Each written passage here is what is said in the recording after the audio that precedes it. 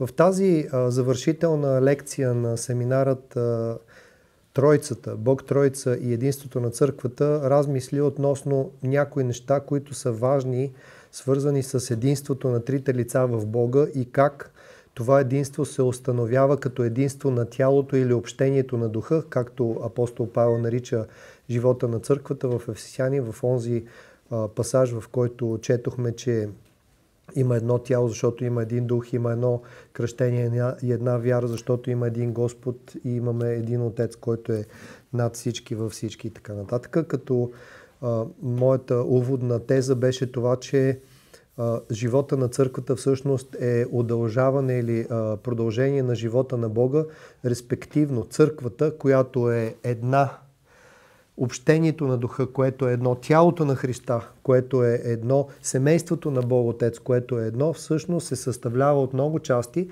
които са се съгласили не просто да бъдат отделни части, като хора със своята собствена азност, със своите радости, блаженства, със своята мярка на благодат, със своя живот, с неговите възходи и падения, но да станат нещо повече, да се съюзят, да се съединят с други, които споделят същата вяра и да станат тоя хляб, който станахме, както казва Павел, когато говори за Господната трапеза в 1 Коринтияни 10 глава. Всички ние, които ядохме от хляба, станахме един хляб.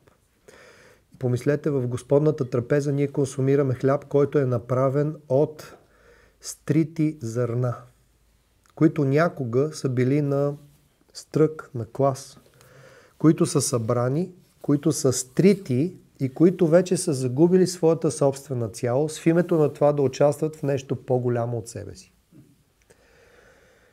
Ето защо хляба е символа на Господното тяло, тъй като в момента, в който Христос ни подава хляба, това е момента, в който Той престава да бъде само себе си. Защо? Защото се стрива на кръста, учи ни как да умираме и да се стриваме, така че Той, който е първия, да се умеси с нас, които следваме Неговия пример и да станем единия хляб, тъй като хляба може да се създаде само от зърна, които са позволили да бъдат стрити. Т.е. да се наруши тяхната привидна цялост. Но отново да се вградят в нещо, което е много по-голямо от самите тях. Предвкус за това вечно нещо, да участваме в живота на Бога и да бъдем част от едно Негово царство, в което Той и ние ще сме едно цяло и ние преси навлизаме в общението на трите, ние го предвкусваме в живота на църквата. Живота на църквата обаче е преход към царството. Преход към тая тотална свобода в духа, преход към тая радост и тая възхита и блаженство в духа, това пълно съединение с Бога. Защо? Защото в този исторически момент ние все още се пречистваме от раните си. И е интересно, че докато се пречистваме от едни, ни се нанасят други.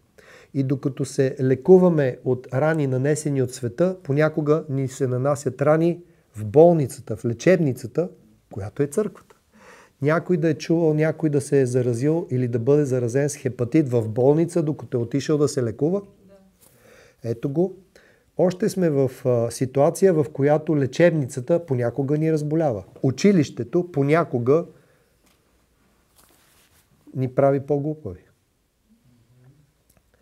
Църквата е преход. Православните ще кажат предверие към царството. Царството е храма, а църквата е онова предверие, през което минаваме, за да влезем в храма. Това, че сме в предверието, значи, че не сме извън църквата, но също значи, че не сме влязли напълно вътре. Нали така? Защо го казвам цялото това нещо? Ами защото църковният живот е много противоречив. В църковния живот ние имаме идеали, имаме идеалните стандарти, имаме идея за Бога, единството на Бога и как то трябва да се приложи. Обаче, то не може да се приложи от само себе си. Бог не може, както е казал в началото, да бъде светлина и стана светлина. Да бъде единство и стана единство. Ще ви кажа защо. Защото когато Бог казва да бъде, Той създава неща, които нямат воля и не могат да се съпротивят на Бога. Те просто стават това, което Той ги извиква. Бог може да извика физическото от човека, може да му даде духовното, но в момента, в който активира волята и съзнанието на човека, оттам нататък човека ще трябва да използва волята си, за да утвърди със собствени усилия онова, което вярва, че Бог иска от него. Следователно, Бог може да ни покаже възхитителния божествен живот, може да ни потопи в това присъствие, може да ни направи да го предвкусиме, но ако ние не се съпротивиме на своя егоизъм, ако ние не преодолеем себе си, ако ние решим да останем семена сами за себе си и не позволим да ни откъснат, да ни сплескат, да ни стрият и да ни въведат в по-голямото, това по-голямото никога няма да се случи. И затова ту се случва, ту се разваля. Случва се там, където има усилие породено от съзнание. Разваля се там, където има воля в обратната посока. И сте забелязали, че силите, които се изискват за разваляне и силите, които се изискват за градене, не са равностойни. С други думи, почти не се изисква усилие, за да се развали нещо, а се изисква огромно усилие, за да се случи нещо. Не се изисква никакво усилие, за да бораняса нивата ви.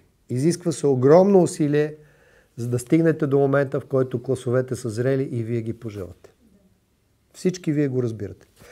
Това се отнася и за нивата на личния ви живот, и за нивата, която е вашата църква. Тъй, че ние сега сме в един преход, в който Бог се опитва да ни плени със себе си, да ни зарази със себе си, да ни вдъхнови със себе си, да ни просветли със себе си, да повярваме, да се синхронизираме с Него и заедно с Него, със собствени усилия, да градим единството, което Той е утвърдил вечно за себе си, но иска вечно и за нас. Защото човечеството може да съществува вечно само като единно човечество. Там, където има разпад, там, където има разделение, там, където има всяко нещо като единица дърпа себе си извън общото и в своя собствена посока, там, където има разпад, не може да има вечност. Защо? Защото вечността е съединяване, вечността е хармония, вечността е съзнание за мен и за другите и вечно споделяне. Това е вечността на Бога, такава вечност Той иска и за човека. Искам да ви запозная с един термин, не защото имам нужда да ви заливам с термини или да си служите с тези термини, а защото той съдържа една възхитителна идея, чрез която разбираме в по-голяма дълбочина живота на Бога. И това е термина перихорезис, което в гръцкия език се използва със значението взаимопроникване. Перихорезис. Взаимопроникване.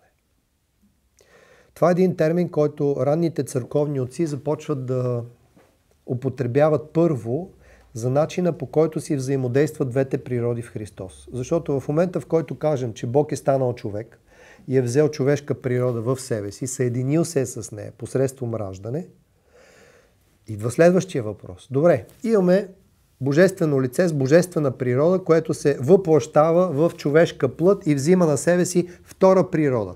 И едното лице на сина вече има две природи. Добре, какви са взаимодействията между тези природи? И тук отците на вярата ще трябва да измислят термин, дума, чрез която да се обясни най-прецизно какво е правилно да се вярва относно взаимодействията между двете природи. Сега, когато имате нещо, което е двукомпонентно, каквито са двете природи в едната личност на Спасителя, имаме две опции. Едната е, двете природи се сливат в трета, дифузия, или двете природи съществуват сами по себе си, заедно, но всяка сама за себе си.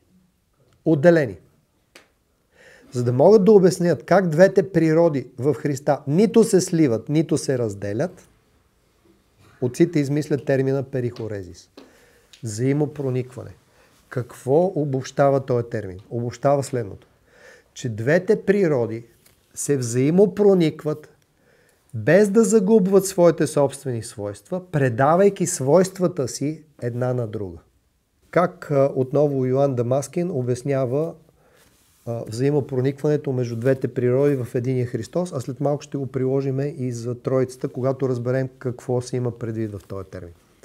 Йоан Дамаскин твърди, че богочовешката личност на Сина Божий или по-скоро божествената личност на Сина, който е приел две природи, трябва да бъдат разбирани като оная сабия дамаскиня, тъй като Йоан е от Дамаск, затова е наречен Йоан Дамаскин, богословства някъде около 6 век от новата ера, в Дамаск.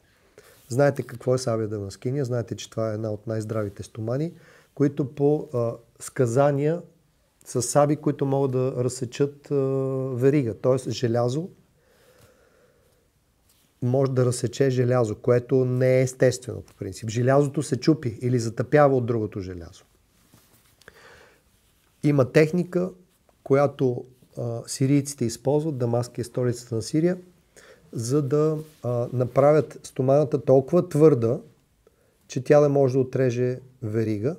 И това се прави чрез множествени закалявания. Какво е закаляването? Процес, в който метала на сабята, в случая, или на меча, се вкарва в огън, за да се нагорещи, изковава се и след това се потапя в студена вода. Сега, какви са свойствата на метала? Метал е твърд.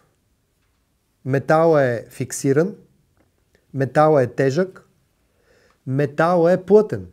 Метал е студен. Нали? Добре. Метала обаче се слага в огъня. Огъня е напълно противоположна природа. Напълно. Значи, каквото метала е, огъня не е. Каквото огъня е, метала не е. Огъня е лек. Огъня е светъл. Огъня е ефирен. Огъня е топъл. Когато тия две природи, които имат противоположни свойства, се доближат една до друга, какво се случва? Огъня влиза в метала. При определени градуси метала запазва своите свойства, не се разтапя. Всъщност идеята е меча, който трябва да се закалява, да не се разтапя. Тоест той е нагорещен до определена степен, в която той хем е метален, хем е огнен. Той става огнен меч. Защо? Защото метала, който е придобил огън в себе си, се затопля. Става светъл. Става по-еластичен, по-мек. Защо? Защото огъня, който е въведен в метала, придава част от свойствата си на метала. Метала става огнен. А какво става огъня, който е проникнал метала? Става метален. Защото метала пък му придава своите свойства. И така, това е перихорезата, перихорезиса, процес, в който две природи се взаимопроникват и без да изчезват, предават свойствата си една на друга.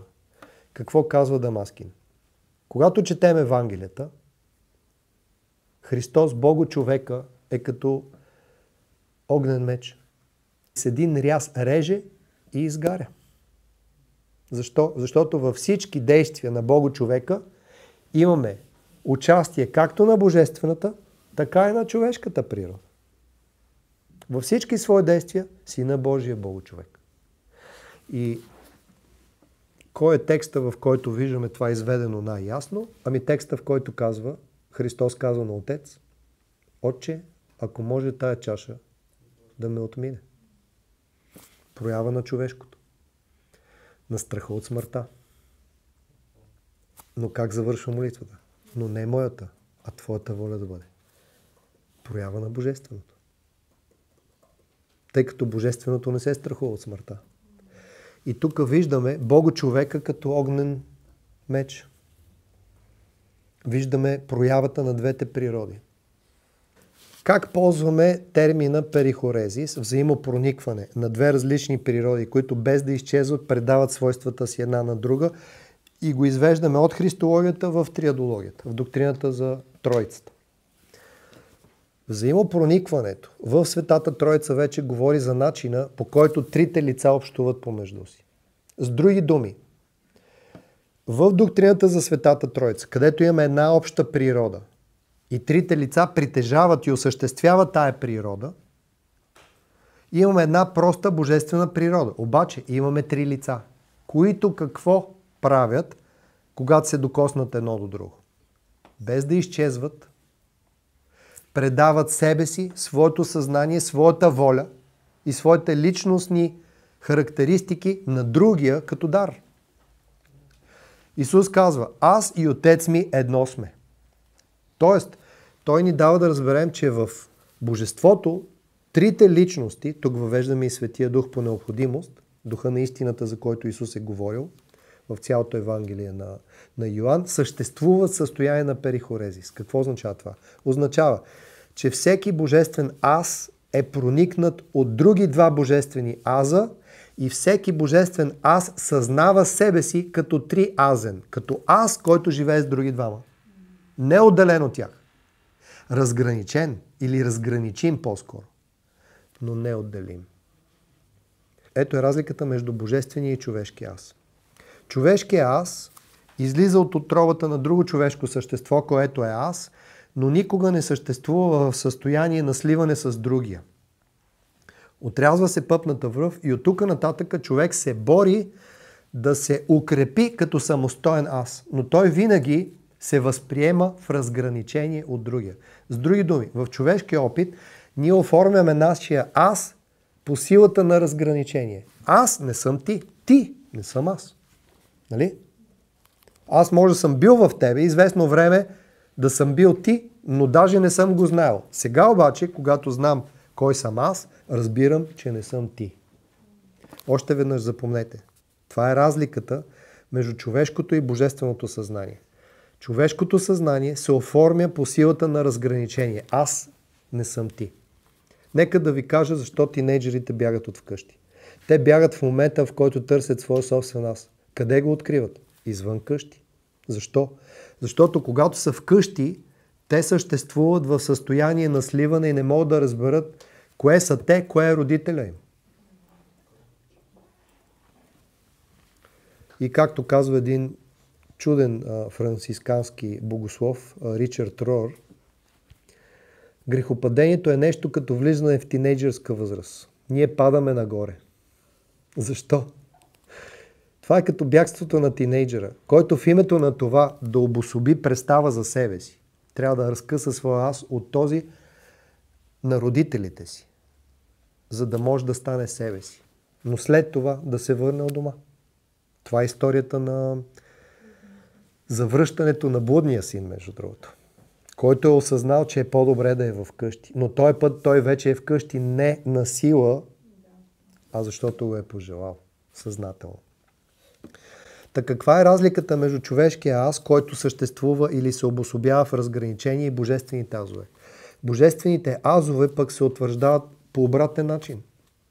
Аз съм това, което другия счита, че аз съм, и аз възприемам себе си през другия.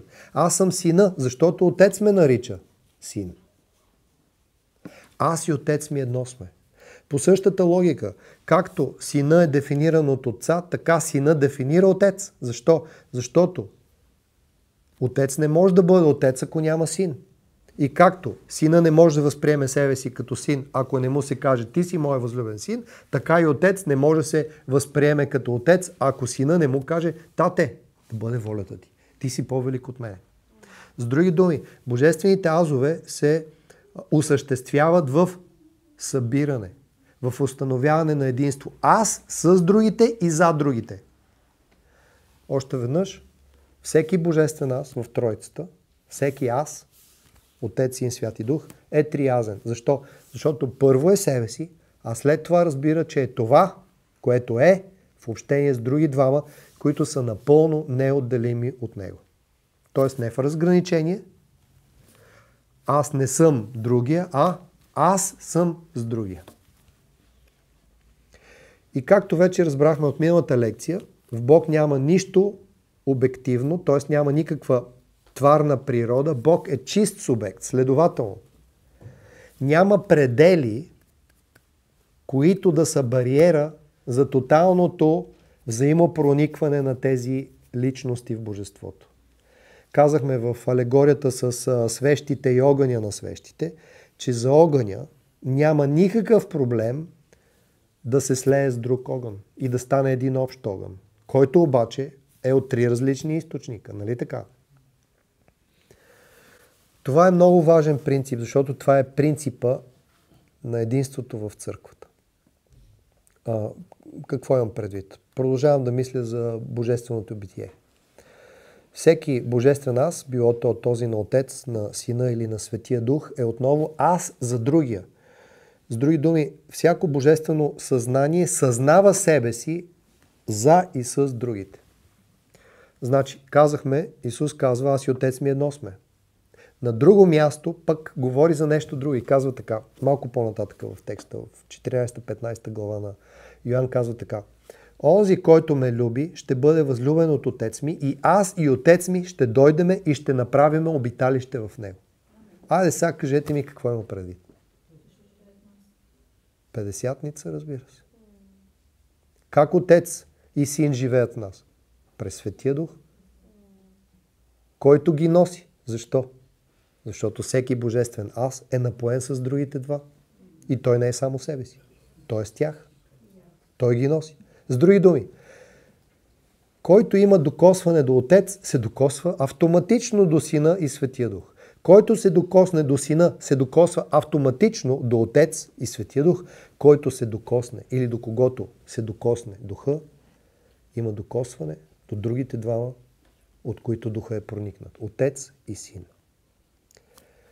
Разбира се, ние знаем кой е този, до който се докосваме директно и кои са онези, които той носи, до които се докосваме индиректно.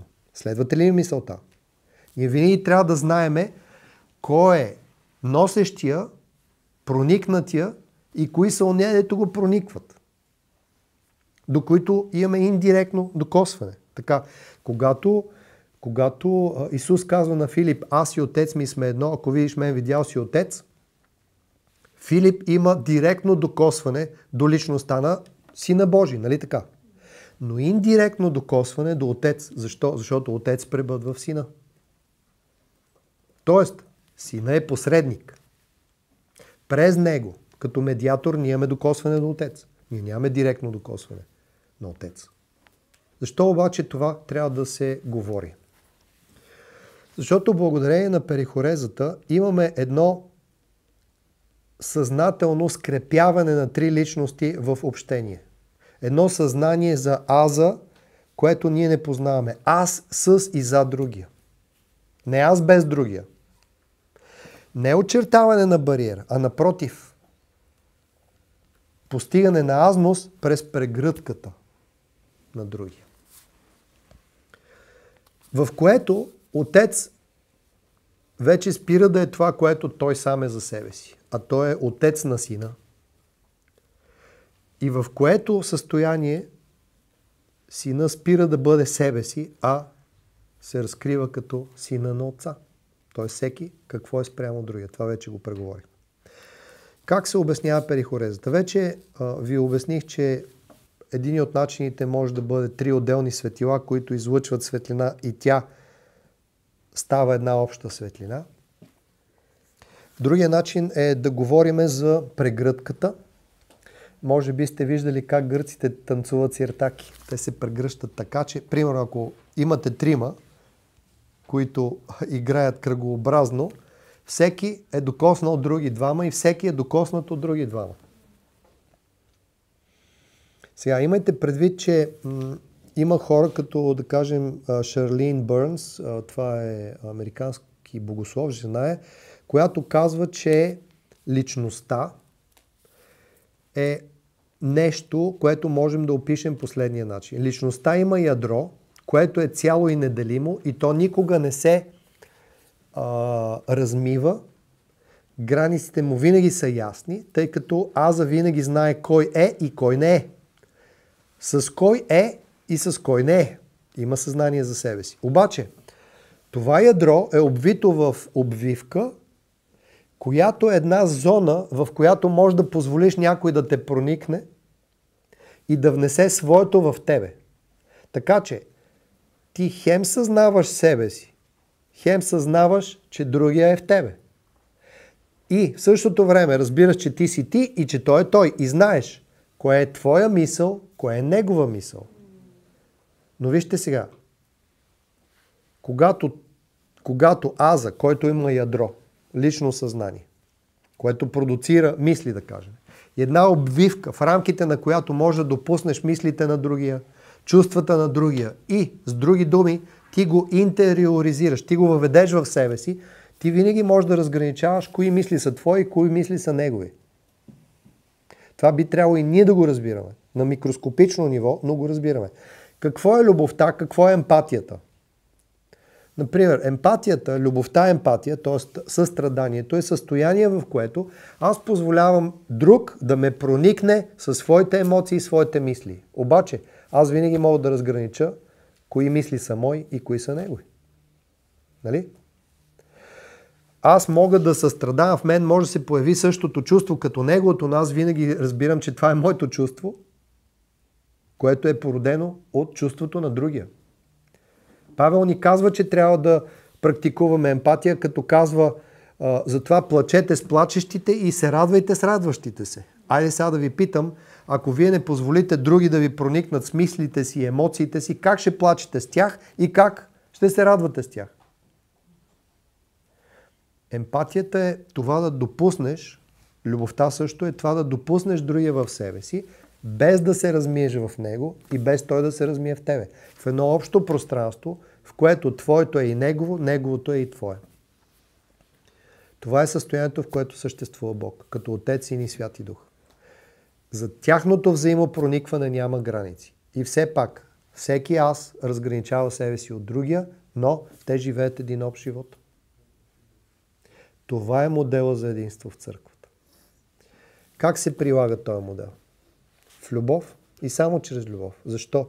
Защото любовта е тази, която свързва всичко в съвършенство. Любовта е скрепителният елемент между азовете. И това е най-здравословният начин ти да се скрепиш с други хора. При нас, грехопадналите същества, има нездравословен начин. Страх, гняв. Ние си предаваме и негативни емоции, негативни мисли, нали? Знаеме кога другия, който сме допуснали в живота си, ни нагнетява с нещо негативно, от което трябва да се пречистиме. Не само той, но и ние. Не само ние, но и той. Нали така? Идеалният вариант е любовта, в която имаме два аза или повече, но идеалното е двата аза, за да демонстрираме това, в който единия аз приема другия аз, все едно приема себе си, но това го прави и другия, т.е. имаме пълна взаимност. Нали? Имаме пълно доверие. И тогава всеки аз дава своето на другия, не го изтрива, а го обогатява. Защото когато аз приема твоите позитивни мисли в себе си, аз ги добавям към своите. Следователно, аз имам по-голям заряд от позитивни мисли. Тук ли сте? Когато аз почувствам твоето състрадание към нещо и заедно с тебе започна да състрадавам този или това, което ти състрадаваш, аз добавям твоето към моето и моето към твоето и тогава аз порасвам. Защо? Защото имам по-голям заряд от състрадание. С други думи, в перихорезата ние говорим за обмян на свойства, обмян на природни качества, обмян на мисли, обмяна на емоции. С други думи, говорим за едно състояние, в което живота циркулира. Разбирате ли? Говорим за безкрайен поток на живота. Исус отново в Евангелието на Йоан казва, и тук вече трябва да се приближа към завършек. Много неща имам да ви казвам, но вие нямате време за това. Не, че няма да ме разберете. Трябва да се свърши все пак в някакъв момент. Перихорезиса е състояние на тотална циркулация на мисли, емоции, преживявания и свойства. Лични. Качества. Исус казва в Евангелието на Йоан: както Отец има живот в себе си, така е дал живот на Сина, за да дава живот на всички, които Отец му дава. Преразказвам. Но звучи така, това е 5 глава. Когато Исус после ще започне да говори за това, че Той е хляба на живот.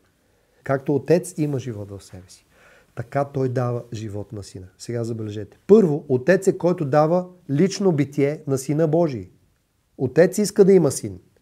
И заради Отец, Сина е Син. Има го. Първо. Второ, Отец дава всичко, което неговата природа притежава като свойства и качества.